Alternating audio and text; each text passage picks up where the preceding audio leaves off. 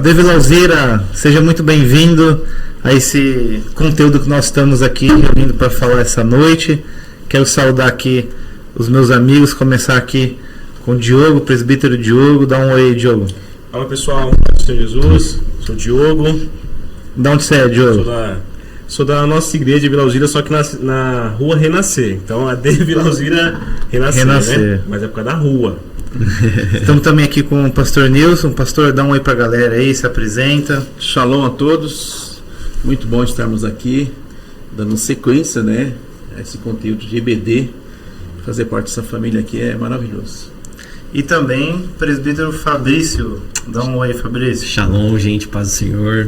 Também sou aqui da casa, da Vila Alzira, sede. É isso. Eu sou Rafael Pacheco, também com a galera aqui da Vila Alzira.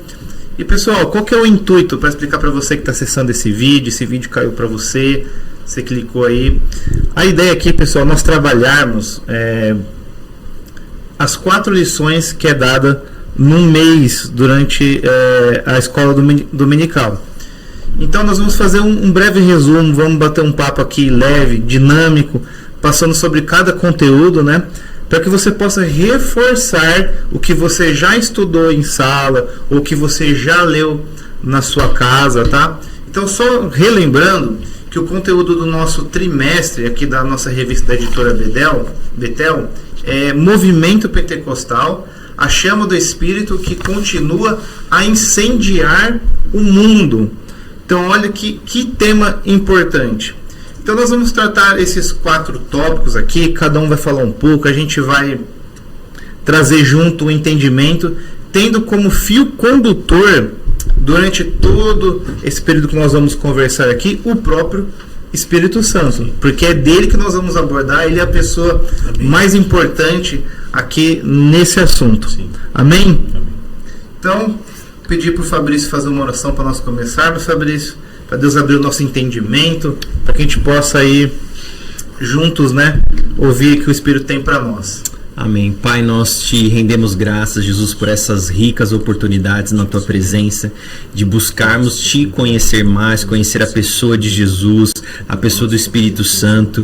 Por isso, Pai, nós te pedimos, derrama sobre nós espírito de sabedoria, de revelação, no pleno conhecimento de Jesus. O intuito de nós estarmos aqui, de nos reunirmos, de nos debruçarmos nesses assuntos, de nos aprofundarmos, de estudarmos, é para te conhecer mais. Então, que esse seja o intuito desse vídeo, que alcance mais e mais pessoas sedentas e famintas por te conhecer ainda mais. Por isso nós te louvamos e te agradecemos por essa oportunidade, em nome de Jesus. Amém. Amém. Amém. Então antes de ir para a primeira lição, eu te convido a você pegar aí a sua revista, né, para você poder acompanhar junto com a gente. E eu vou ler aqui rapidamente, caso você não esteja com a revista aí, as 4 lições que nós vamos abordar. A primeira é a descida do Espírito Santo, o início de uma transformação na vida do crente. A lição 2, em permanente vigilância, o chamado à santidade e à preparação. A 3, a reforma protestante, o reavivamento da fé e o retorno às escrituras. E 4, o puritanismo, um movimento de pureza espiritual e vida dedicada a Deus. Então, meus amigos, a gente tem aqui muito assunto para a gente falar essa noite. Então o pastor Nilson vai puxar aí a fila falando da lição 1. Conta pra gente, pastor, que mais chamou atenção, o que você quer trazer aqui, que o Espírito colocou no teu coração, e aí a gente vai se introduzindo aí também. Então o texto que nós temos aqui para iniciar, o texto de referência, ele já chama tudo aqui já, né? Diz assim, Atos 2:1. Cumprindo-se o dia de Pentecoste, estavam todos reunidos no mesmo lugar. E de repente veio do céu um som, como de um vento veemente, impetuoso, e encheu toda a casa em que estavam assentados. E foram vistas por eles línguas repartidas como que de fogo, as quais pousaram sobre cada um deles. E todos foram cheios do Espírito Santo e começaram a falar em outras línguas, conforme o Espírito Santo lhes concedia que falassem. Glória a Deus. Então, esse texto aqui é o antes e o depois, né? porque até então Jesus, ele começou seu ministério e ele foi apresentando, chamou seus discípulos, e ele foi mostrando a ação do poder de Deus. Mas daqui para frente, Jesus, ele vai fazer a promessa, como está em João capítulo 14, 16, diz assim: e eu rogarei ao Pai, e ele vos dará outro Consolador, para que fique convosco para sempre, e o Espírito de verdade, que o mundo não pode receber, porque não vê, nem o conhece, mas vós o conheceis, porque habita convosco e estará em vós. E ele termina falando assim: não vos deixarei órfãos, voltarei para vós. Aleluia. Amém? Amém. Então, para nós que crescemos numa Assembleia de Deus, crescemos no movimento pentecostal, eu não sei se todos aqui, mas Sim, todos assembleianos. Então, a minha experiência foi fantástica, porque quando diz que o Espírito Santo convence o homem do pecado, da justiça e do juízo, é uma realidade. Eu me converti, eu tinha 23 anos. Uau. Não nasci. Achei que você era crente de criança. Não, nasci católico, né? Batizado na igreja católica. E não ligava, não se importava, né? Até então, a minha irmã se converteu, e aquela euforia, né? Novo convertido, eu queria levar. Chama do primeiro amor. Chama. Aí começou a levar a família toda, né? Não, você tem que ir para a igreja, você tem que conhecer, você tem que ver como é que é. E eu, não era, para mim não tinha nada a ver, né? Não estava acontecendo nada. Mas ela, meses até mais, acho que ano, ela ficou me convidando para ir pro culto. Falei, não, isso não é para mim não, não é para mim não. Até que um dia, de tanta, né, insistência, ministração da palavra, vamos lá conhecer esse tal de Jesus aí, viu? E aí a minha experiência foi fantástica, porque na hora que eu entrei na igreja, primeiro louvor, eu já fui tocado. No segundo, mais. Foi um quebrantamento assim, da rocha que eu era, né? Sim. Da pedra, né? O poder do Espírito. O poder do Espírito já me convenceu. Não tive como sair daquele culto sem Jesus. Aí a pregadora na época, né, era uma missionária, uma mulher. E ela era cheia do Espírito Santo também. Ela olhou para mim assim e falou assim: você, vem aqui para frente. Eu falei, meu, primeiro encontro, você já foi assim? Ela falou assim: Deus te trouxe aqui e a partir de hoje a sua vida muda. Uau, glória a Deus. E mudou. Então, cumpre-se a palavra de Deus, né? A gente ouve, nós somos ministrados e o Espírito convence. Então, a partir do momento que nós temos o apelo, né? Mas eu não tive nem tempo para fazer apelo, né? Vem. Nem perguntou se eu queria aceitar Jesus, ele já te aceitou, viu? É uma convocação. Você só foi, só seguiu ali o que estava acontecendo. Só fui. E foi maravilhoso, porque de lá para cá, realmente, eu era um jovem introspectivo, Sim. tímido, impressionante, falava pouco.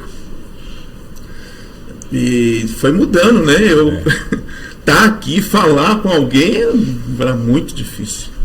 E aí ele foi trabalhando, né? E a gente vê que até mesmo essa ação de mudar esses comportamentos que a gente tem, né? De ser um pouco mais introvertido e passar a ser menos introvertido, mais se expressar mais, eu entendo como ação do Espírito também. Com certeza. Porque a gente vê no relato bíblico, os próprios apóstolos tendo essa mudança, principalmente depois, né? Em Atos 2, depois desse enchimento do Espírito, Pedro prega. Verdade. Uma desenvoltura, habilidade, né? Pescador. Exato. Incauto, né? Não tinha estudos, né? Conhecimento. E aí nessa pesca dele foram 3.000 almas. No primeiro sermão. Ô Nilson, e o que me chama a atenção nessa primeira aula já é até a verdade aplicada da aula que você está abordando, né? Que até que o Senhor venha, a igreja precisa de revestimento de poder para cumprir a missão que Ele lhe entregou. Então imagina essa mulher que estava pregando no dia do culto que você conheceu o Senhor Jesus. Sim. Ela estava totalmente cheia do poder do Espírito Santo, né? Cheia. Então você já pôde provar na prática ali, que é o enchimento de poder. Sim. Foi muito interessante, porque eu não li a Bíblia, não se interessava, porque não estava fora, né? E aí ela apontou o livro para mim, né? Ela falou, tá vendo esse livro aí? Apontou o livro para mim, né? Você vai dominar esse livro, mas não é você que vai dominar. É Deus que vai dar essa condição para você. E foi muito interessante que eu comecei a gostar de ler a Bíblia, né? De estudar. E aquela fome, né? Do interesse, né? E realmente a palavra não caiu no chão, é uma profecia poderosa de Deus, né? E foi muito interessante. Eu estava meditando aqui, né? Para estar aqui com os irmãos, e eu lembrei na hora como foi o meu encontro com Deus, assim, o Espírito Santo mesmo, né? Continuou a vida da minha irmã para me chegar na igreja. Verdade. Né? Desde a sua irmã, né? Desde a minha irmã, que já estava cheia também, né? Com certeza. E ali começou uma grande obra na minha vida que mudou totalmente, antes e depois. E realmente o que Jesus falou é certo. Você vê que ele deu a lição para os apóstolos, né? Ensinou, mas para eles realizar, o próprio Jesus, né? O próprio Deus veio na forma de espírito, né? Porque o espírito pode estar nos 4 cantos da terra, né? É verdade. Jesus só podia estar lá num lugar só, né?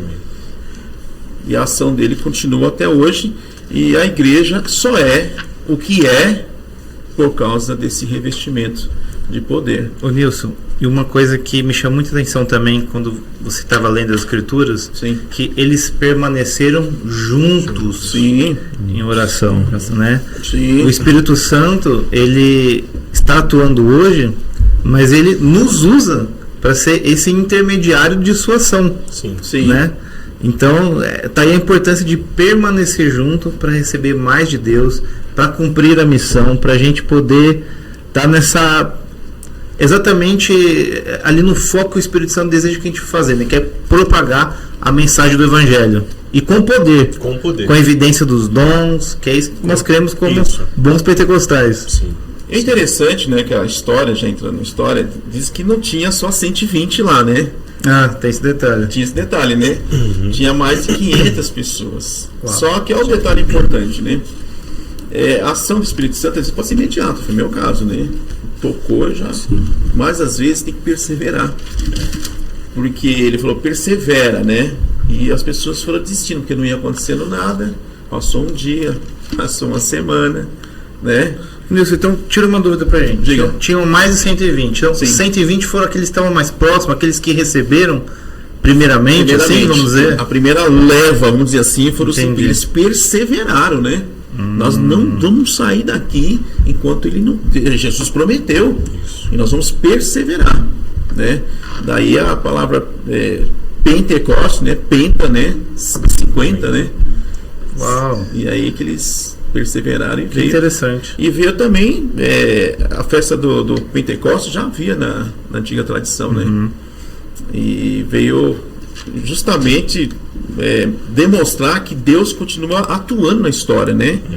Antes, durante e depois. Mas esse marco aqui, ele é fundamental, que é Deus conosco, né? Deus habitando dentro da sua criatura, deixando de ser criatura para ser filho de Deus.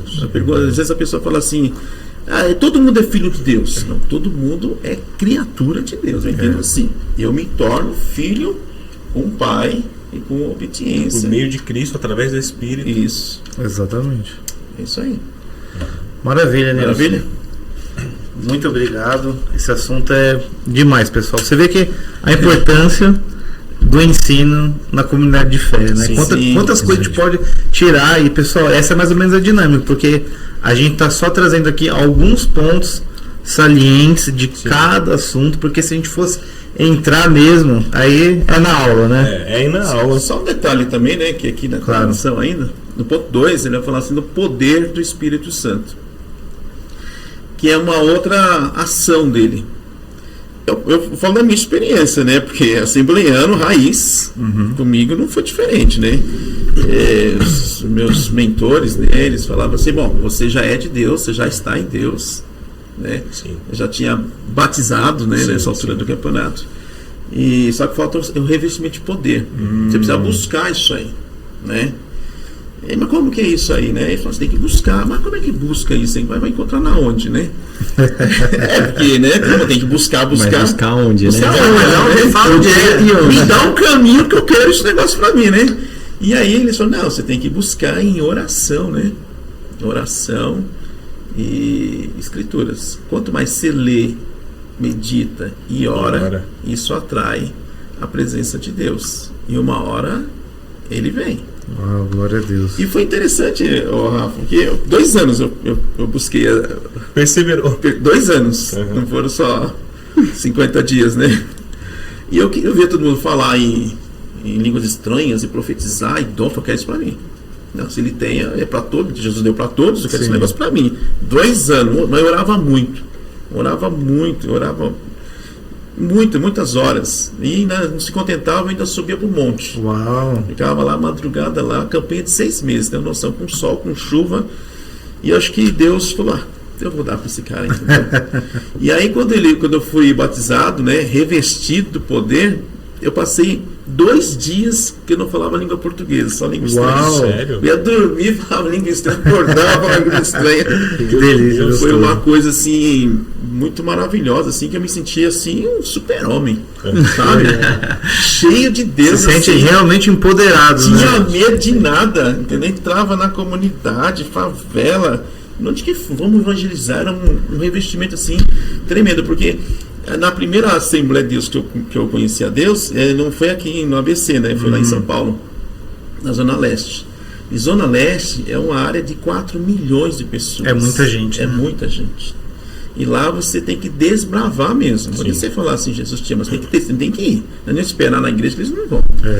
Mas como eu estava cheio de Deus, que é ousado, eu não tinha medo de nada, entendeu? Eu posso orar por você, podia estar com arma, sem arma, com capuz, sem capuz. Meu Deus. Entrava na favela, eu fico pensando, né? Falei, mas que ousadia mesmo, viu? Do Espírito. Exatamente. O espírito, porque na comunidade na Zona Leste é muito perigoso, né? Sim. Tem umas facções aí que não convém falar, então você tem que ser muito de Deus, se nos cativar. Você tem que estar literalmente no espírito, né? No espírito, Pra né? fazer isso. Então, isso não acabou. Até hoje, se você continuar a buscar o poder, o revestimento, está dentro de nós. A chama já acende, né? Você fala, por que não mais? Né? Exatamente. Por que não mais? Que o azeite é que faz a chama. E a fonte é inesgotável. É isso que eu ia falar, né? O azeite não para enquanto tiver vaso, né? A vazina, né? E realmente, essa é uma das marcas do movimento pentecostal. Essa busca pelo Espírito Santo, esse revestimento de poder com a finalidade de evangelizar.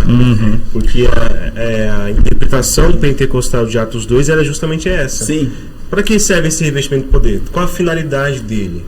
É realmente ministrar, pregar, evangelizar, buscar novas pessoas e assim por diante. Muito boa colocação, Diogo. E que bom que você é meu amigo, viu?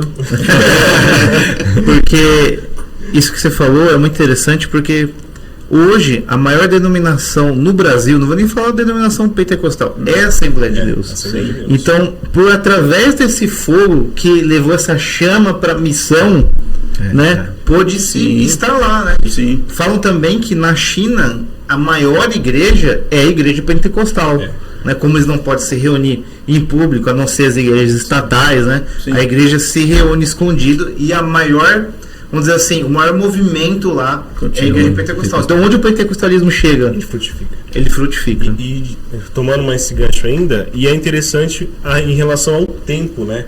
Quantidade de almas alcançadas em tão pouco tempo. Na história da igreja, não existiu nenhum movimento igual a esse. Que alcançou tantas pessoas, Tantas né? pessoas Num em tão curto pouco período tempo. de Então tempo. nós estamos aí, né, estamos saindo de pouco mais de 110 anos, talvez, de movimento pentecostal. E olha a proporção que chegou. É Essa verdade. obra do Espírito Santo. Uau! Maravilha. Fafá, fala aí seu tema, o que a gente vai abordar. Fazer o link aí. Porque aqui é da zona de conforto, né? Ele tira. Mas a segunda lição ela já vai abordar justamente a permanência e como manter isso daí, como né? manter exatamente isso e os riscos de não se manter essa constante busca, né, de santidade e estar preparado, buscar estar revestido. Então a segunda lição ela fala justamente isso. Então, em permanente vigilância, o chamado à santidade e à preparação. Então, as experiências, os avivamentos do passado, eles não nos dispensam de viver em constante vigilância, né, em constante busca e oração para ser revestido de poder. Sim. Até o Nilson até falou, né, que no começo vivia, né, ali em oração, orando, né, buscando, e o Nilson também me chamou a atenção quando ele falou, que eu faço o link também, dessa questão de como foi despertada a fome pela palavra de Deus, né? Sim. E é isso que é despertado em nós, Isso. né? É esse sentimento que é despertado em nós que justamente nós chamamos, ou passamos a chamar quando nós lemos Apocalipse, que é o chamado primeiro amor. Isso. E como manter a chama do primeiro amor acesa, né, vigilante aí para sempre manter-se constante, para não se esfriar espiritualmente, né? Nos dá esse código, Fabio. Exato.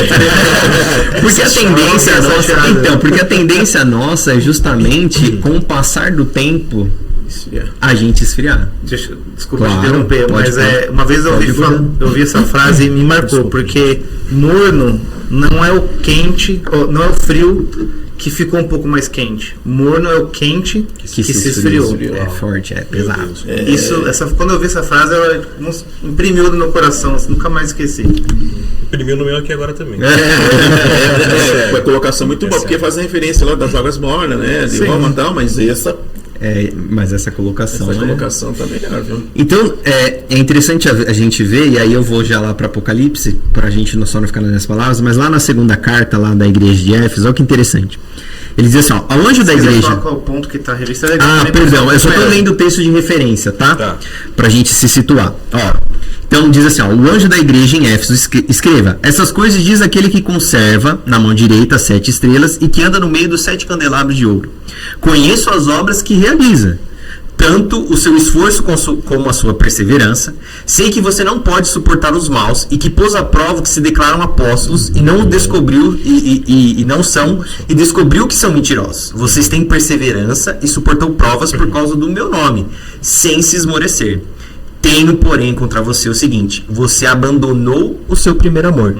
Lembre-se, pois, de onde você caiu, arrepende-se e volte à prática das primeiras obras. Se você não se arrepender, né, virei até você, tirarei o seu candelabro do lugar dele, mas você tem a seu favor o fato de que odeia as obras dos nicolaítas, né, aos quais eu também odeio, tudo mais. Então, quem tem ouvidos ouça, o Espírito diz às igrejas, ao vencedor darei o direito de se alimentar da árvore da vida que se encontra no paraíso de Deus.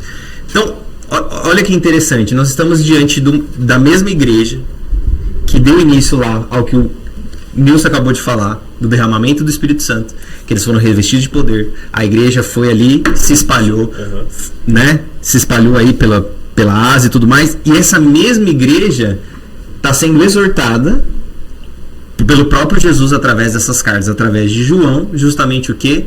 Tenho, porém, contra vós, que ainda que vocês são tão zelosos, vocês estão tão preocupados, vocês sabem identificar o engano no meio de vocês, mas ainda assim vocês abandonaram o primeiro amor. Vocês abandonaram as primeiras práticas, que é o quê? É justamente abandonar esse lugar de oração, de permanecer juntos em oração, então em comunhão, oração e leitura da palavra. E aí o versículo, né? Eles perseveraram nos ensinos dos apóstolos, na comunhão e no partir do pão. No próprio Atos 2, que é a doutrina apostólica. Então, e olha que interessante, né? Hoje a gente, abrindo assim, né, nos bastidores, o que a gente sempre fala, o que é? A gente percebe que essa é a realidade nossa hoje como igreja. O abandono da oração, né? Igual o Nilson falou, né? Estava orando em casa, orando na igreja, orando no monte. Hoje, male, talvez a gente ore em casa.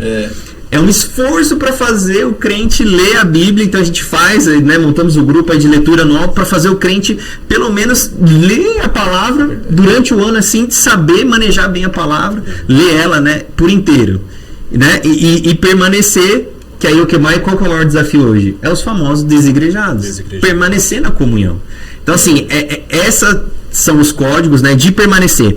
Então, olha só, nos tempos apostólicos, algumas ideias locais já mostravam sinais de esfriamento espiritual e relaxamento no cuidado com o quê? Com a vida espiritual. Então, aí que está o problema. Muito recente na história. Eles viram tudo que viram. Então, isso que eu ia falar. Eu acho que o maior inimigo nosso hoje, viu, Rafa, é o tempo, né?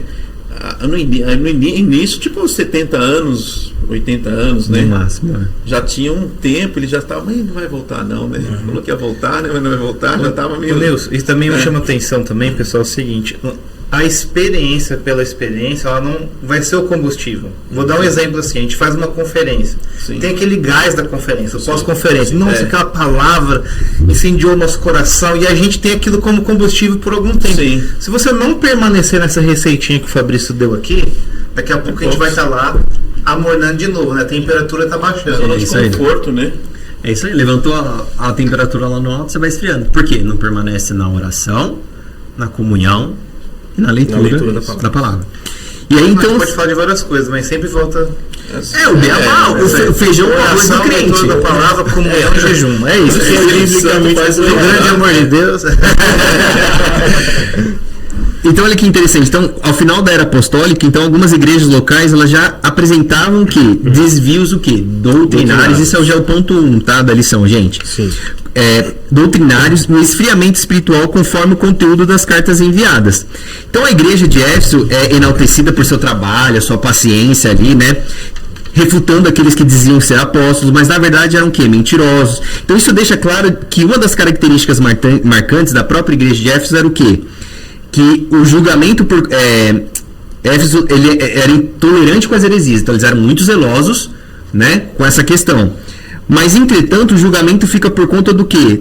Por que Jesus está julgando eles? Apesar disso, tem contra ti o quê? Você se esfriou no exercício do amor. Então Éfeso tornou-se uma igreja fria, indo na contramão justamente dos ensinos apostólicos, né, que ele fala, né, tem porém contra ti que deixasse o teu primeiro amor. E aí lá no versículo 4, qual que é? A recomendação é que a igreja se lembre de onde caiu e se arrependa. Sim. E volte a praticar as suas primeiras obras. Então, aqui está a receita para o quê? Como que eu faço? Caí, lembra da onde eu caí, me arrependo e volto às práticas das primeiras coisas. É o versículo 5, né? Isso, o versículo 5. E essa é a ação do Espírito. A ação do Espírito, esse arrependimento, não é? Retorna essa pessoa a fazer parte desse primeiro amor e tudo mais. É interessante o Diogo falar isso, que eu abro um parênteses aqui, porque a lição aponta justamente isso, a preparação e a santidade. A gente, às vezes, eu estou englobando aqui, generalizando, mas eu por muitas vezes pensei que a questão da santidade era por um esforço meu humano de tentar ser santo, ou com algum tipo de prática, pelo esforço do próprio Fabrício, eu consigo ser santo. Sim. E a primeira tendência nossa é quando pecamos é o quê? Nos escondermos de Deus. Sempre quando na verdade, igual a Adão, a síndrome de Adão. Quando na verdade, quando nós pecamos, erramos, nós precisamos correr na direção de Deus, buscando se arrepender. E aí é isso, o caminho não é eu ser santo para me aproximar de Deus. Isso. É o que? Deus se aproxima de mim e porque eu me aproximo dele de volta e o relacionamento com ele e o contato com ele me santifica e me torna santo.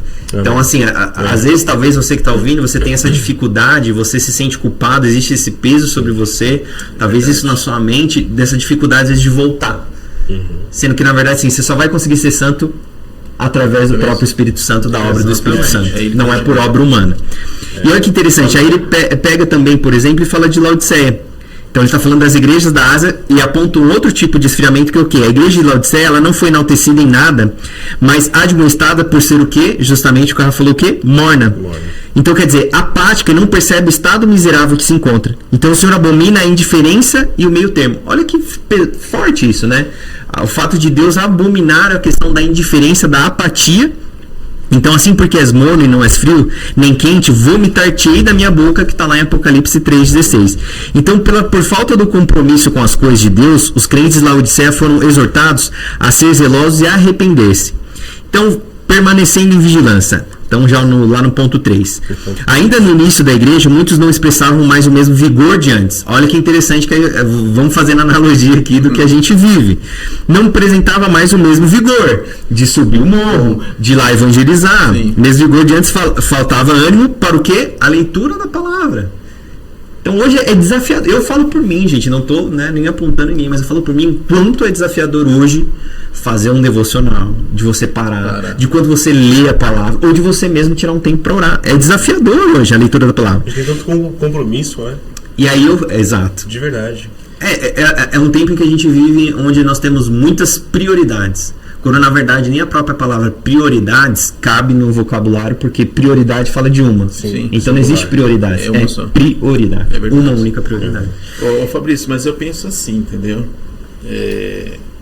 Os irmãos do passado, como nós também, a gente tem aquele momento assim, né? Que nem o Rafa falou no seminário, né? A gente fica avivado, né? Aí depois vai passando, né? O tempo faz isso. Né? O tempo tipo assim, vai deixando a gente para trás. Só que essa que é a questão, né? Porque o tempo nosso com Deus, ele não pode sair, né? Não pode deixar. Essa que é a questão. Depois eu vou, depois acaba não indo. E aí entra na zona de conforto, e para poder retomar é complicado. Tem uma frase do John Piper que eu gosto muito, que fala sobre como gastar o tempo, né? Sim. E não tem como não falar hoje, questão do tempo que a gente gasta com celular, redes sociais, enfim. E ele diz assim na frase dele: uma das maiores utilidades do Twitter, do Facebook, será provar no último dia que a falta de oração não era por falta de tempo. Meu Meu Deus. Deus. John Piper aí pegou. Chegaram naquele dia, ele vai, tem contra-voz. Que ficastes tanto no Instagram. Nossa, em casa, né? Eu tenho um costume, um hábito que eu criei na pandemia, inclusive, de parar um dia na semana pra gente se reunir e falar de Deus. Mas, tirar os celulares, tirar as telas, falar, senta aqui um pouquinho. Se durante a pandemia os crentes não entenderam que a gente precisa parar como família e se reunir como família e buscar o Senhor, eu não sei mais o que precisa vir. É porque aquilo lá foi. Então eu acho que esse tempo, né, para não entrar nessa zona de conforto, porque é engraçado, a gente pega uma série aí, né? Passa rapidinho, né? Rapidinho, né? Gostoso, né? Eu não sei, exato. E você termina, eles já fazem uma forma que o episódio termina de um jeito, um gostinho de quero mais. Aí acaba, o Netflix já fala, daqui 18 segundos começa outro episódio. É muito tempo, 18 segundos, espera aí. Já pega, né? Eu penso também, outra coisa achei também, voltando aqui ao tema do Fabrício, eu gosto. Aí, às vezes fala assim, por que eu tenho que separar esse tempo para Deus? Esse revestimento? Por que eu tenho que estar preparado? Por que santificar? Por que santificar, entendeu? Para quê? Fica aquele conflito na mente da gente, né? Porque você tem que estar pronto, vigia, né? Por que você tem que estar pronto, né? É esse que é, porque a Bíblia vai falar que ele vai vir como ladrão. Ninguém sabe a hora. Exato. Né? Será que esses predestinados, né? Essa cultura, não, eu sou um predestinado, né? Eu estou pronto. Será que tá certo mesmo isso aí? Porque sabe que essa palavra não, uma vez salvo, sempre salvo, entendeu? Quem garante isso? A graça. Tem muita gente desengrejada aí, achando que está na graça. É que uma hipergraça, hipergraça. A própria pessoa que segue essa linha e ela se resume nessa frase, ela não conhece a fundo essa doutrina da soteriologia, porque nem que os próprios que creem, que eles ensinam, falam que é dessa forma, né? Então, entender, por isso que a escola dominical, a IBD, ela é fundamental. Meu pai sempre falou que é a maior escola de teologia do mundo. Porque é aberta para todo mundo, é mais acessível. É mais acessível. Isso mesmo. E nós estamos falando da Bíblia, não estamos inventando nenhuma teoria, nada aqui. Lemos aqui Apocalipse 2. Verdade. Por que a igreja ficou fria. E aí, assim, tem alguns sinais que a gente pode identificar. Então, essa questão da palavra, do próprio, né, esfriamento. Identifica em nós mesmo. Exato, sinais que você identifica, né? É igual quando a gente fica doente, né? Você já vai percebendo que é uma coisa errada. Isso mesmo. Tá, um desconforto ali, Uma sonolência, um cansaço. E isso a gente pode trazer para a vida espiritual, que é justamente aqui que fala, né? Então, a leitura da palavra: o louvor se tornou morno e a adoração eram sem vida. Quando a indiferença e a sonolência tomam conta da caminhada cristã, esse já pode ser um grande, na verdade já é um grande sinal de esfriamento. Então, por isso que eu puxo muito essa questão, né? Eu tenho até a aula da base de louvor, que, né, você precisa se expressar justamente por isso. Que acho que quando você perde essa capacidade de se expressar na hora do louvor, seja levantando as suas mãos, seja se envolvendo, se engajando com a hora do louvor, ou se não te comove mais a palavra de Deus numa exposição da palavra, ou no momento da adoração, onde você falou que desde o momento que você entrou, o próprio louvor já foi te quebrantando. Cara, isso tem que levantar um sinal de alerta. Será que eu já não estou esfriando espiritualmente? Fabrício, né? Um ponto. Não que a gente viva por sentimentalismo ou emocionalismo, tá? Não entendo isso. Mas a gente precisa entender que, depois até o Diogo vai falar dessa questão integral da nossa vida, mas o Espírito Santo e as reações que nós temos, até corpórea ou emoção, nada mais é do que o próprio Espírito tocando nas suas emoções. Você tocou na frase que eu ia engajar aqui. Isso só vai acontecer se o Espírito Santo te envolver, né? Porque é ele que convence o homem, entendeu? Senão nossos cultos pode juntamento. Sim. Mas vai ser frio. E é justamente o que diferencia a reunião cristã de qualquer outra reunião, é o Espírito. É o Espírito. É o Espírito. Você falou uma coisa muito interessante. Quando a pessoa, até foi citado aqui Adão, né? Que ele pecou e quis se esconder. Eu acho que uma coisa que nos ajuda muito a gente identificar esses sinais que nós damos, que vai começar nessa febre e tal, você vai percebendo assim que uma coisa está deixando de fazer, outra. Eu vou dar um exemplo, igual uma mãe com seu filho. A criança gosta muito de brincar, de repente ela está brincando menos, está com dificuldade de dormir. O que eu vejo como bom isso? A comunhão. Porque se a gente anda junto, se a gente comunga, eu vejo, puxa, o Diogo não está vindo na reunião de oração, o que será que está acontecendo com ele? Sabe, a gente pode detectar isso entre a gente e nos unir, né? Sim. Porque às vezes sozinha a pessoa tem dificuldade de chegar a isso. Pelo contrário, a tendência carnal dela é querer se esconder, né? Então, a palavra é koinonia, né? Comunhão. Koinonia. Isso aí é fundamental. Às vezes eu estou em casa, assim, a minha esposa é mais sensível do que a mulher, mas sensível que a gente, né? Sim. Você viu aquela irmã lá? Ela não está bem. Mas não vi, não. Mas você viu isso, né? A gente precisa fazer uma visita para ela. E nós vamos levar alguma coisa para ela. Uma visita e levar alguma coisa, isso é importante.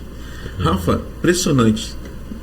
O Espírito Santo. É o Espírito Santo. A hora que você chega lá, você fez nossa, você veio. Falando e nisso. E trouxemos um bolo para você. Aí pronto. Falando nisso, Nilson. Na próxima edição aqui, pessoal, vai ter uma mulher aqui na mesa, tá? Isso. Salientar. Era para ter a agenda no Encaixu, mas nas próximas vai ter aqui essa é a só representante. Primeira, né? Essa é só a primeira, gente. Nunca vai ser igual. E aí eu vou falar pra gente. Já vou encerrando, então.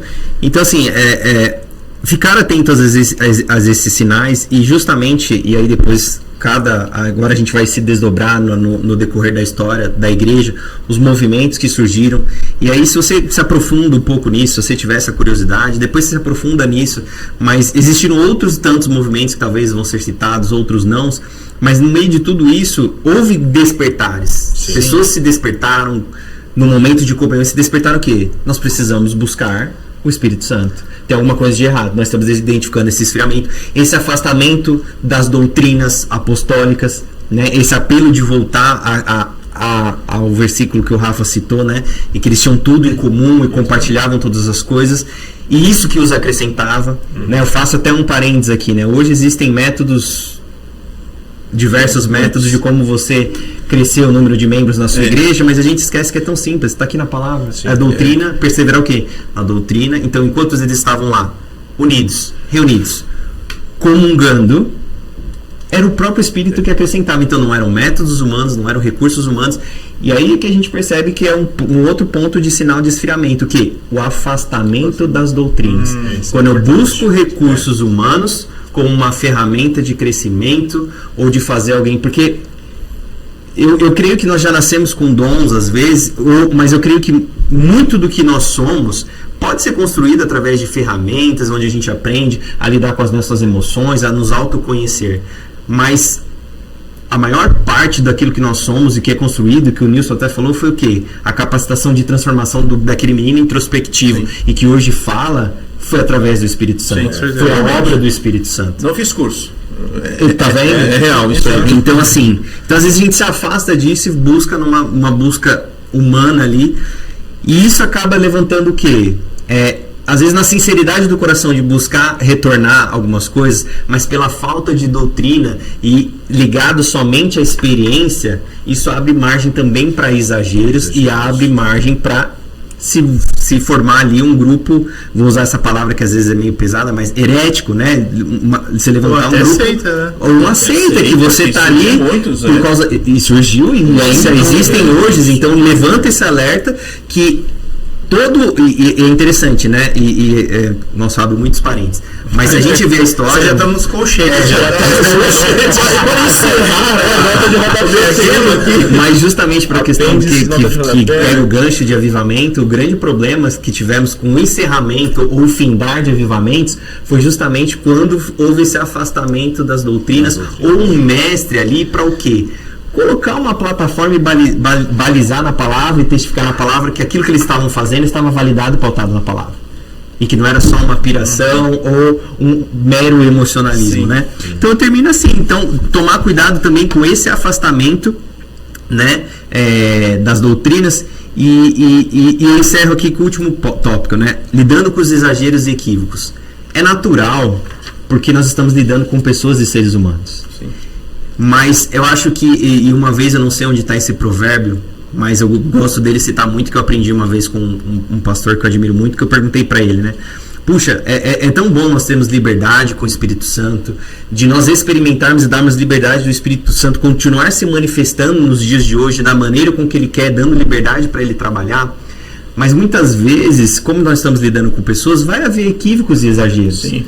E às vezes a gente tem a tendência, às vezes, ir para um lado muito extremo, onde a gente acaba restringindo e apagando a chama do Espírito Santo de manifestar numa igreja por causa, talvez, do ônus que às vezes traz você da liberdade, e às vezes as pessoas trazem algum tipo de exagero. Às vezes foi um mero emocionalismo. Sim. Talvez a pessoa comeu uma feijoada no dia anterior e achou que teve uma visão durante a madrugada, um sonho. E acontece, gente. Para isso que serve o ensino e a correção. Para isso que serve o ensino. E por isso que vem ali Paulo, e o que ele faz? Gente, vamos fazer o seguinte...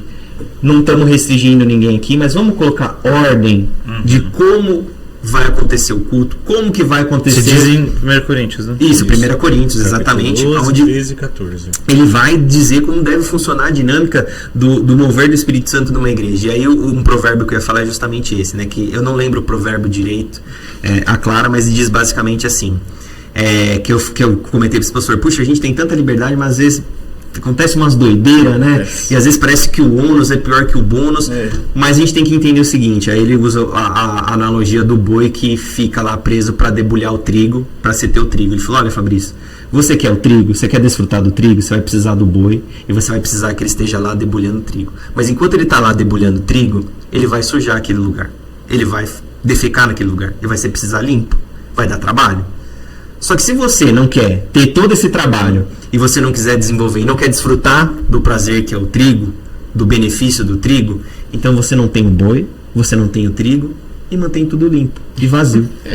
Uau. Disse tudo. Então, isso me despertou justamente para isso. Então, a forma como lidamos com os equívocos e os exageros, né? Com o fim do quê? Que é o que 1 Tessalonicenses, 1 e 2 Tessalonicenses, que é não apagueis o Espírito, né? Então, a gente tem que tomar muito cuidado. Esse é o zelo, de não apagar a chama do Espírito Santo no nosso meio. Se acabar o azeite, acaba o fogo. É verdade, exatamente. Foi falou sobre afastamento das escrituras, exageros. O que aconteceu aí para... É isso que a gente vai tratar agora, gente. A lição 3 fala que a reforma protestante, o reavivamento da fé e o retorno às escrituras. Então você vê que nesse hiato histórico que a gente está falando das igrejas da Ásia, do século XVI, que é onde teve a reforma protestante, aconteceu muita coisa na história. Sim. O Espírito Santo continua atuando, a igreja se sistematizou e, qual que é a palavra? Se organizou como instituição. Sim. Né? E como a gente acabou de falar dessa receita que a gente não pode perder o movimento do Espírito, que ele está falando, se consertar, né, e arrumando.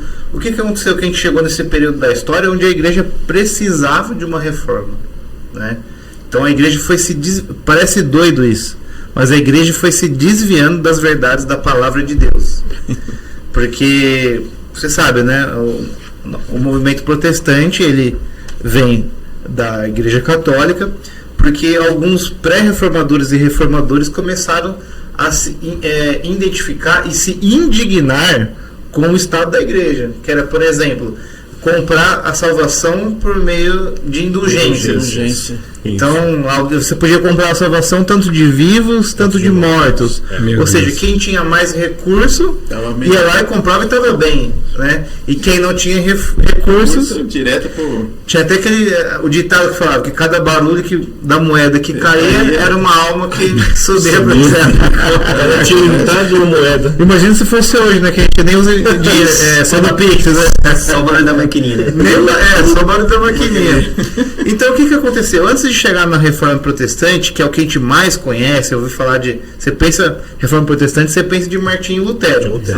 E antes disso eu queria comentar o seguinte: quando a gente fala de avivamento, vem na nossa cabeça Atos 2 e avivamentos mais recentes. Por exemplo, Azusa. 100 anos atrás, 100. Azusa pula, né? Aí alguns moveres que uns chamam de avivamento, outros não. Por exemplo, Pensacola, que foi numa Assembleia de Deus nos Estados Unidos. Toronto, 94. País de Gales, com... Esqueci o nome. Evan Roberts. Muito bem. Você vê vários movimentos na história. Isolados, né? Só que, pessoal, eu costumo tratar o que aconteceu aqui no período da Reforma como um avivamento. O avivamento das Escrituras. Sim. Porque o que aconteceu em Atos foi esse Revestimento desse movimento do Espírito, enchimento do Espírito. Perfeito. E aqui é esse avivamento trazendo à tona de volta esse apego às Escrituras. Porque todo avivamento, ele vivifica algo, né? Até a palavra avivamento no inglês ela não existe, é revival. Ou seja, está revivendo. Talvez caberia mais para um reavivamento. Exatamente. Né? Exatamente. Nós, né? E o que acontece? Antes de chegar em Lutero, existiam algumas pessoas que foram pré-reformadores. Eu vou dizer o nome deles aqui, falar um pouquinho só. Foram preparando o caminho. Foram preparando o caminho. Foram como João Batista para Lutero. Né? A gente vê John Wycliffe, que foi um inglês, que Deus usou muito ele para tradução das Escrituras. Porque naquela época tudo era no latim. A missa era no latim. As Escrituras só se tinham no latim. Então, quem tinha acesso a estudo, né, das Escrituras propriamente eram o clero da igreja e pessoas que tinham muitas condições. Porque pensa, não era como imprimir um livro hoje. Tudo era escrito manualmente. E o latim naquela época já não era mais a língua vigente, né? Exatamente. Então era uma língua morta, só escrita, né?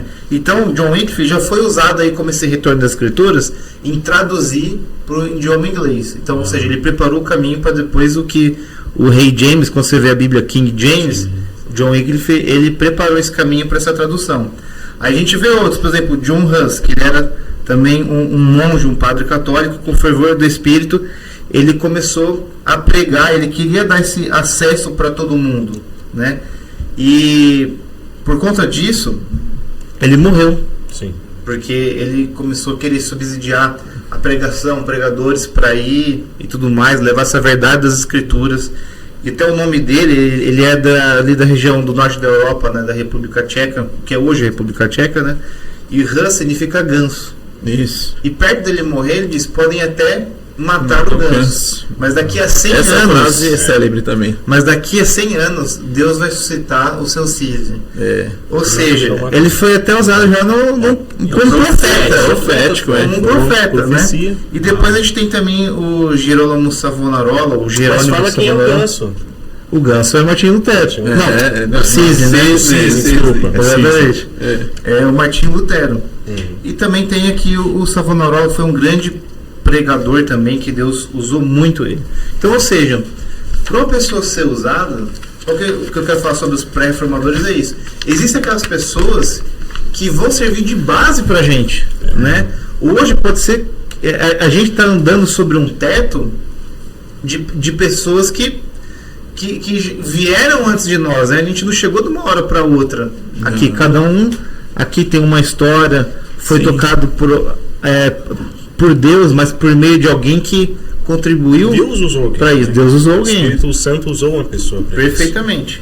Um detalhe aqui que eu vi aqui, achei interessante, o Wycliffe, ele traduziu a Bíblia em inglês durante 13 anos. Começou em 1382. 13 anos! Se dedicando e permanecendo numa única função. E você vê que a gente não tinha as tecnologias que tem hoje, né? Era escrevendo, né? Não, e o estudo, como você vai estudar? A fonte. Esses dias eu ouvi uma história de um pastor missionário em uma tribo indígena aqui no Brasil. E ele foi traduzir o Novo Testamento, ou só os evangelhos para eles, e ele demorou bastante tempo. E por quê? Porque esse idioma só é falado nessa tribo indígena. Então ele teve que desenvolver um dicionário para depois fazer a tradução. É por isso, pessoal, olha que importante falar disso, porque um dos reformadores, que foi Zwingli, que ele é suíço, ele falou muito sobre a questão da educação. Então é um lugar que a igreja tem que estar. Você vê, esse irmão nessa tribo indígena, ele teve que trabalhar a questão gramatical da língua e ensinar ela para que eles pudessem ler as escrituras. É interessante que assim, na tribo, por exemplo, não tem o hábito de se comer pão, não sabe o que é um pão. E como você fala que Jesus é o pão da vida, ué, mas pera, vinho, eles não fazem vinho. Então você tem que ter, né, essa questão do contexto cultural, exato. Trabalho santo, né? Sim. E depois desses pré-reformadores, e aí vem Martinho Lutero, que qual que é o resumo disso? Ele era um estudante de direito, e ele estava um dia caminhando e ele passa por uma tempestade muito forte, e ele começou a rezar para aquela que eles consideravam ali que cuidava dessa questão, né, do tempo, né, que acho que era Santa Bárbara, alguma coisa assim. E foi que se livrasse, ele ia se dedicar a vida para Deus. E ele saiu bem, vivo, e foi se dedicar para Deus. Ele era um monge agostiniano. Até que um dia ele começou a se indignar justamente por causa disso, os percalços da igreja, né, essa questão de compra de indulgências, a falta de acesso das pessoas às escrituras, e não entender o que é falado, né, na reunião, que era a missa, né, pra gente aqui, o culto. E ele vai lá no dia 31 de outubro de 1517 e pega todas as 95 teses que ele desenvolveu e cola lá na porta da igreja do Castelo de Wittenberg. E aí virou toda o resultado que a gente tem hoje, porque aquilo lá foi um estopim muito grande, né? E tudo que Deus estava fazendo ali, não estava fazendo só na Alemanha, né? Tinha Zwingli na Suíça, tinha João Calvino ali na França, que foram basicamente pegando e nesse mesmo caminho. O grande versículo, né, que saltou os olhos de Lutero para esse movimento, né? Exatamente, para trazer esse fervor das escrituras, é aqui, ó: mas o justo viverá pela fé. Eita. Então hoje, só para finalizar minha parte aqui, a gente passar pro Diogo, é o seguinte: a gente tem tanto acesso às escrituras, à palavra de Deus. Eu tenho mais de 35 Bíblias. Meu Deus. Diversas versões, idiomas. Eu tinha um Novo Testamento, eu perdi, mas ele era prova d'água. Porque eu ganhei de um amigo que era surfista. Não, porque ele era surfista. Ele me deu a Bíblia. Então, ou seja, hoje a gente pode ler a Bíblia em qualquer lugar. A gente tem liberdade para isso. A gente está num país que a gente tem liberdade para isso. Porque tem gente que não tem essa liberdade hoje. Então, você mencionou a China em 2025. Ainda não tem. Exatamente. Então fica essa parte aí da importância, pessoal, da gente retornar às escrituras. Antes de a gente passar pro Diogo, a gente tem que se despedir aqui do Fabrício. O Fabrício tem um compromisso, mas muito bom, Fabrício, sua presença aqui hoje. Valeu. Tá bom? Deus abençoe, vai na paz, na bênção. Amém. Vai na paz, meu querido.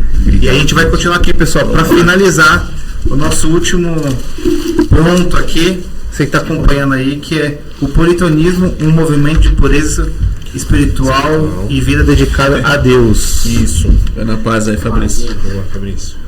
Meu querido, Deus abençoe. Foi tá? bom estarmos juntos, viu? Bom, meu amigo. Então, agora a gente vai falar um pouco sobre puritanismo, né? Eu até comentei com o Rafa e o pessoal aqui que eu não queria nem chamar de que seja um movimento pós-reforma, porque não foi um movimento pós-reforma. Na verdade, ele foi uma sequência da reforma, porque o aluno da EBD ele vai ter que entender que essa revista aqui ela é mais sobre a história da igreja e estritamente sobre a história Como se fosse contando a história do trabalhar do Espírito, Isso, né, através dos exato, séculos. Né? Através dos séculos. Então, a gente vai falar muito sobre conteúdo histórico aqui. E para a gente tentar se situar nessa questão, então você tem que entender que esse período dos puritanos aqui era bem próximo ao período da reforma. Então, a gente teve a reforma lá, com seu estopim, seu início em 1517. Só que a gente já vê movimentos e organização puritana acontecendo em 1558. Então, ainda é muito próximo ali. Então, para o aluno se situar, nós temos Lutero fazendo a reforma, ou melhor, dando início à reforma ali na Alemanha. Nós temos Calvino na França, depois em sequência para a Suíça, e Zwinglio já na Suíça. Então, esses pontos da Europa estão sofrendo uma reforma e esses precursores aqui estão primeiramente falando a respeito da Igreja Católica, né, Rafa? Foi o que você falou. E o que acontecia na Inglaterra, então? Porque o movimento puritano, ele é um movimento estritamente inglês, né? Na Inglaterra, nesse momento aqui dos puritanos, Rafa, não era a Igreja Católica que regia Já não é mais a Igreja região, Católica, né? já não era mais a Igreja Católica. Ali nós tínhamos a Igreja Anglicana, tá? Ainda existe a Igreja Anglicana, tem Igreja Anglicana aqui no Brasil. Então, qual era a entonação dos puritanos naquele período ali? A Igreja Anglicana, a Igreja Protestante, beleza. Só que para eles não era protestante o suficiente.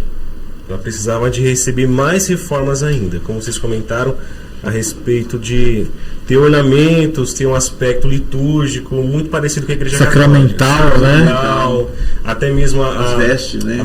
vestes, a questão de como é organizada a igreja era muito semelhante à Igreja Católica. Então, para eles precisavam reformar ainda mais. Acredito que até hoje a Igreja Anglicana, a questão da ceia é um sacramento, né? Sim. E quando eles comem, para eles, diferente para nós que a gente entende como memorial, para eles é literalmente a carne e o sangue de Cristo, né? Exato. Eu tenho um amigo anglicano, Ah, é? ele carrega tudo isso. É bem raro de ver aqui em São Paulo, na verdade. Eu acho que em São Paulo tem uma só, uma matriz bem lá em São Paulo. Mas, enfim.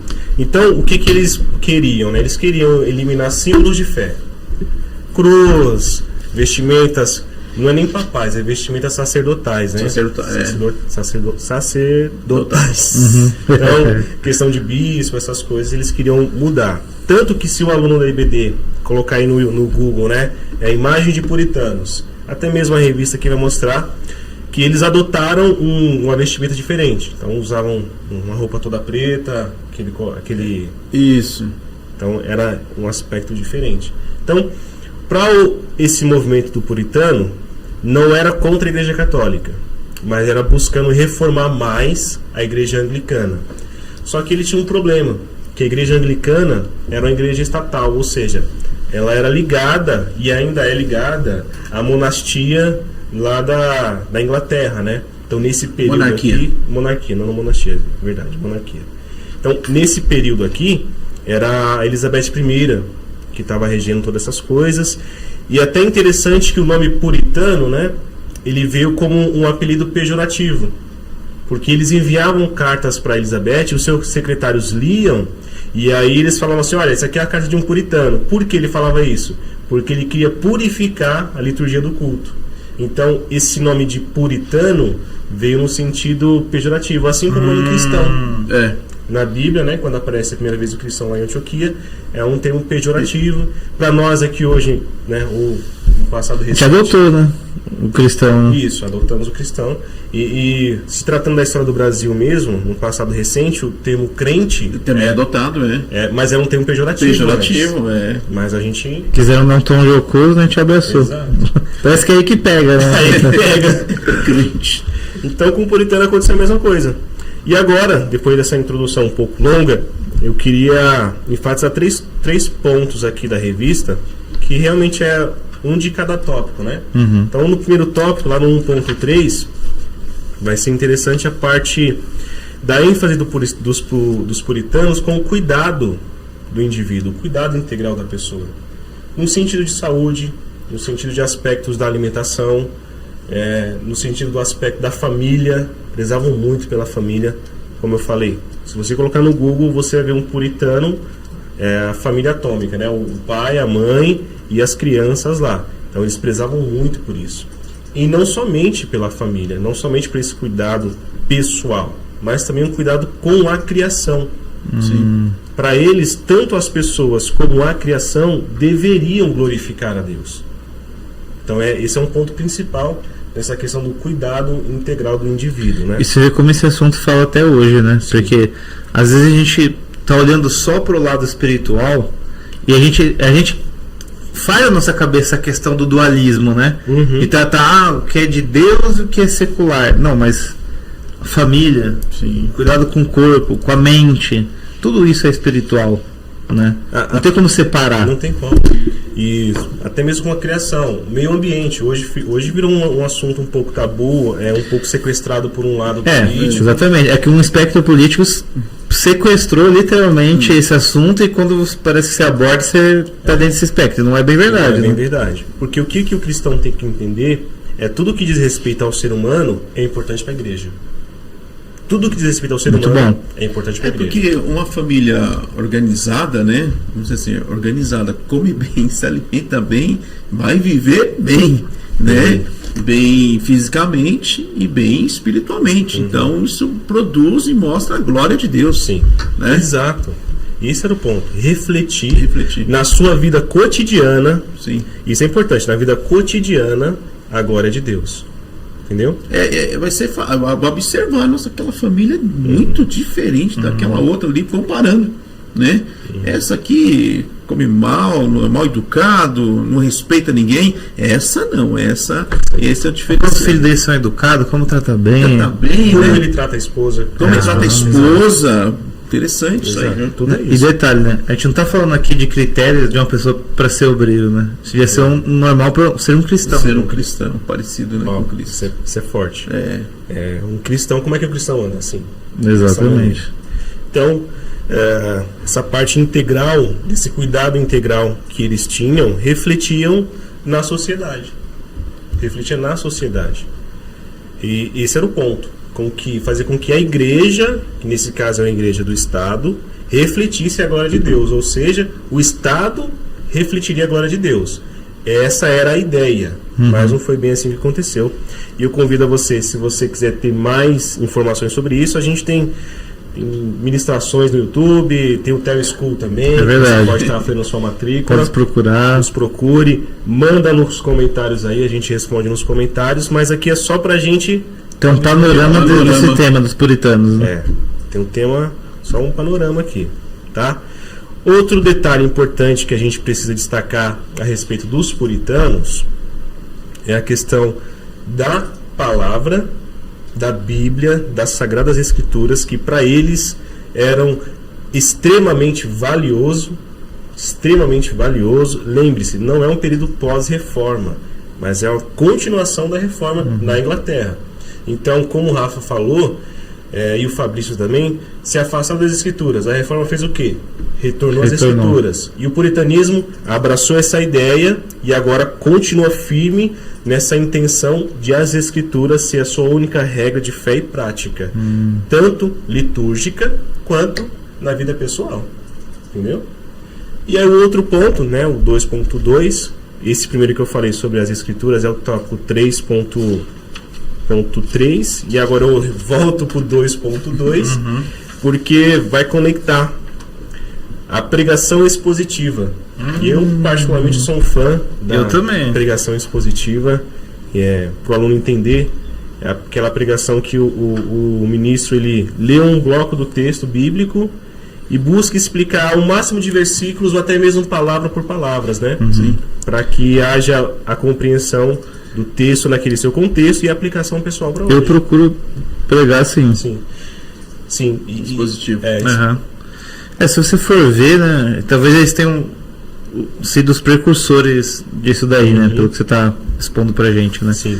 Se você for ver, a maioria dos sermões temáticos, você tem que tomar cuidado para você não fazer uma salada. Não fazer uma salada miscelânea, porque acontece muito isso, né? bíblicos, O cara lê alguma coisa em Gênesis, termina em Apocalipse e termina que ninguém entendeu nada. É verdade. Exato. Eu estava vendo aqui também outro detalhe do puritano, eles eram moralistas, porque a moral para eles era fundamental, ou seja, sexo fora do casamento, Isso. nem pensar.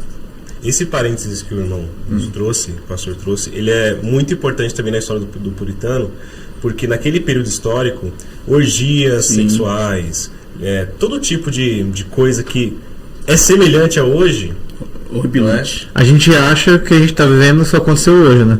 Na verdade, só está piorando, né? Mas sempre Já existiu. havia bastante. Tanto que o próprio em Éfeso mesmo, quando as primeiras viagens missionárias, ali também é uma cidade totalmente promíscua. Sim. Então, É bem lá atrás. bem né? lá atrás, os puritanos também foram. Então, o que a gente aprende com isso? Que para a gente vencer o mal desse tempo que nós estamos vivendo, é um retorno às Escrituras. Sim. É um revestimento do Espírito Santo.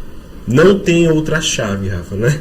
Não tem outro código, a não ser aquilo que já está estabelecido. E expor a verdade da palavra, né? Porque quando falo em puritanos, não tem como. A primeira coisa que eu lembro é Jonathan Edwards. Isso. E para quem não conhece Jonathan. esse irmão, ele foi um puritano, ele é muito conhecido por um sermão dele que chamava Pecadores nas mãos de um Deus irado. Que os relatos eram que quando ele estava pregando esse sermão, as pessoas estavam sentadas nos bancos, sentiam O fogo do inferno. como se estivessem indo para o inferno. Então olha Tão que impactante. de tão impactante. Eu costumo pensar nisso e lembrar de uma questão. Não tem aquele louvor que quando é cantado parece que já tem uma unção nele? Sim. Agora imagina o poder das Sagradas Escrituras. Quando você expõe o texto nessa dinâmica do Espírito, e de que o pregador, ou seja, aquele que é a voz, porque essa é a grande questão de João Batista. Ele não quis ser a mensagem, ele foi a voz. A voz. Né? Ele não quis aparecer mais que Cristo, porque essa é uma tentação para quem fala em público, né? Você, às vezes o fato de você querer ir tanto bem, você ultrapassa a mensagem, né? E você vê, o texto falou, a palavra foi pregada, e olha a sensação que as pessoas tiveram. E a gente, como tem mais oportunidades para pregar e tal, se a gente entender essa dinâmica que você fala, Rafa, a gente percebe que não é o meu esforço propriamente.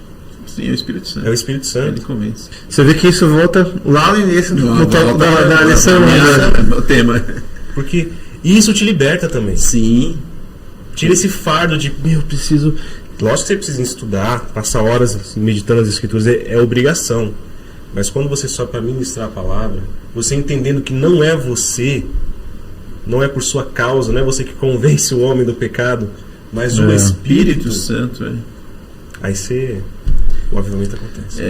Voltou para o Espírito Aleluia. Santo. Amém. Porque tudo começa nele, né? A terra era sem forma. E vazio. Mas o Espírito... Tudo começa Aleluia. nele e vai terminar, porque ele vai sair, né, Rafa?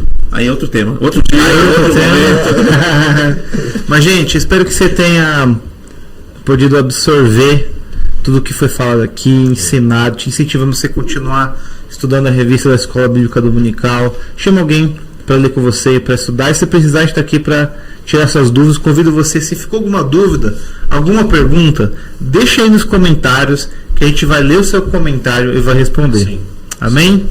Vou fazer uma oração para a gente terminar e aí a gente encerra. Amém? Amém. Espírito Santo, nós te damos graças, Senhor. Poder, Senhor, ouvir a tua palavra, Senhor, e aprender mais de ti, Pai. Graças te damos. Senhor, que o nosso coração, Pai, a nossa mente, Pai, possam se submeter, Senhor, à autoridade do Espírito, Pai. Que nós possamos estar, Pai, sensíveis à tua voz, Pai. Obrigado, Porque todos esses homens de Deus, Pai, que nós citamos aqui, que nós falamos, esses movimentos históricos, Pai, o que marca, Pai, é que eles estiveram sensíveis à tua voz, Pai. Por isso, Senhor, faz-nos sensíveis à tua voz mais uma vez, Pai. Que nós possamos estar atentos, Papai do céu. Senhor, em nome de Jesus, Pai, trabalha no nosso coração, Pai, trabalha na nossa fé, na nossa comunhão, Pai, nas disciplinas espirituais, Pai, para que a gente possa, Senhor, continuar com essa chama acesa, Pai, e cumprir com a missão que o Senhor designou para nós, Senhor. É que nós oramos e pedimos através do nome de Jesus. Amém. Amém. Amém. Glória a Deus. Deus abençoe e que você possa voltar aqui outras vezes nesse vídeo e acompanhar os próximos em nome de Jesus. Deus abençoe. Tchau, tchau. Amém.